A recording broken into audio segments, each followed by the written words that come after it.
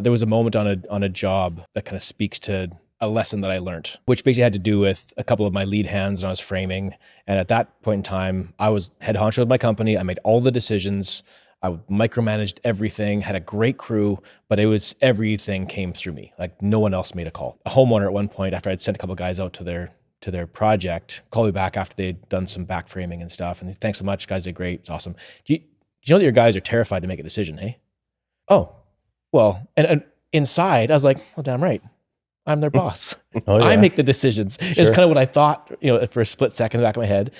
But right away I felt guilty. I'm like, oh shoot, I have done my guys a disservice by making sure that and this kind of comes out of my own security in a sense that I've got to make all the decisions because it's my name on it. It's my company. Right. If anything's wrong, it's got to be my fault. I don't want to be fixing a mistake that my company's responsible for that one of my guys made. So there was this moment where I had to kind of shift gears. I'm like, if I want this thing to grow and want to keep moving forward, I actually have to start stepping back, empowering my guys, deal with the consequences that are going to suck sometimes. They're going to make mistakes I got to pay for. Sure. I'll have to have the odd hard discussion with the customer.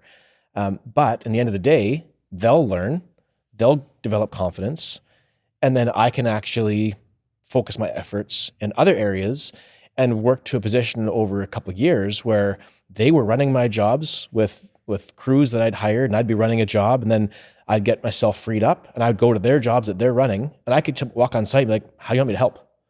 You want me to go strip races or bang up some walls? Yeah. What do you want me to do? And they'd be like, oh, awesome, Luke here. He can come help and take care of that. And they put me to work versus me showing up like, okay, I'm here now. I'll take the plans and finish layout. You can go start sheeting, and that was a huge transition for me to build into the company in a way that was sustainable, shared the load and freed me up and ended up being better for everybody. But that took a ton of like humility and a kind of a risk on my part to be willing to go through the potential crap that might come as a result that I wasn't in control of.